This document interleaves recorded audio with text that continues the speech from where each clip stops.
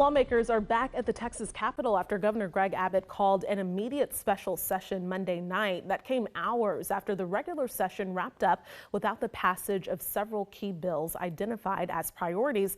Dr. Brian Smith, professor of political science at St. Edward's University, is here to give us a little insight on the road ahead. Dr. Smith, thank you so much for being with us.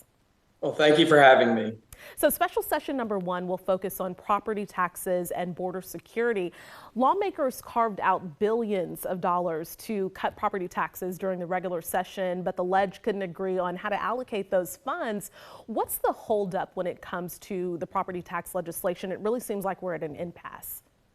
Right. We know that there's about $12.3 billion that the state wants to cut in property taxes, but the House and Senate disagree on how to spend it, with the biggest thing being the homestead exemption, which is how much a home's value cannot be taxed by school districts before then they are taxed. This would be a very permanent tax, and if times get bad, it might have to be repealed. So what they're really fighting over is we have money that we want to cut, but we're unsure on how to cut it best.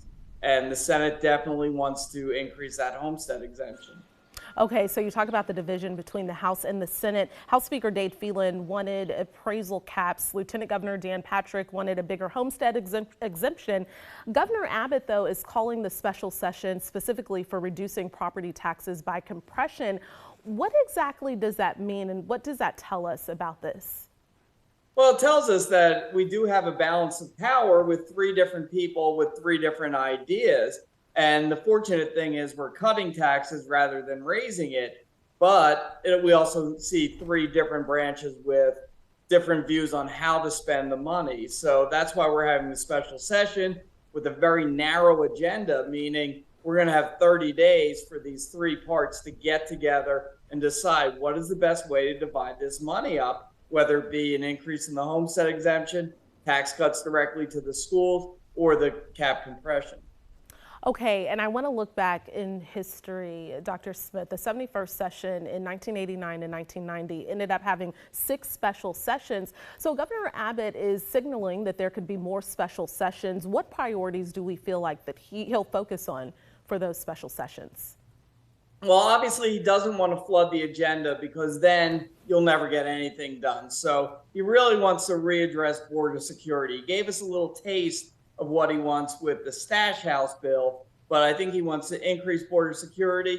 Also, more laws on school safety, really leaving that as a top priority.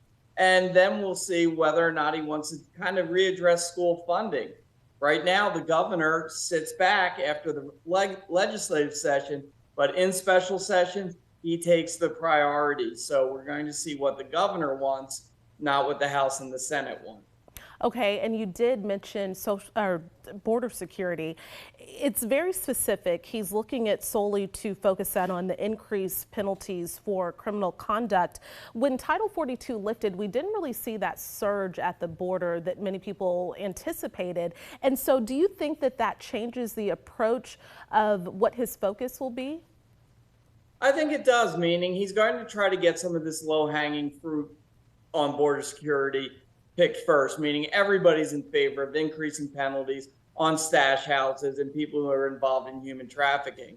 But the big immigration surge didn't happen, so that's going to limit his ability to say that the state needs to do more. And we know that border security has a federal role, and also border security comes with a high price tag. So the governor is going to have to be careful if he does call a special session again on how he wants to address the issue.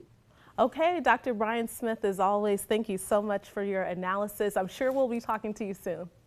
Well, thank you for having me.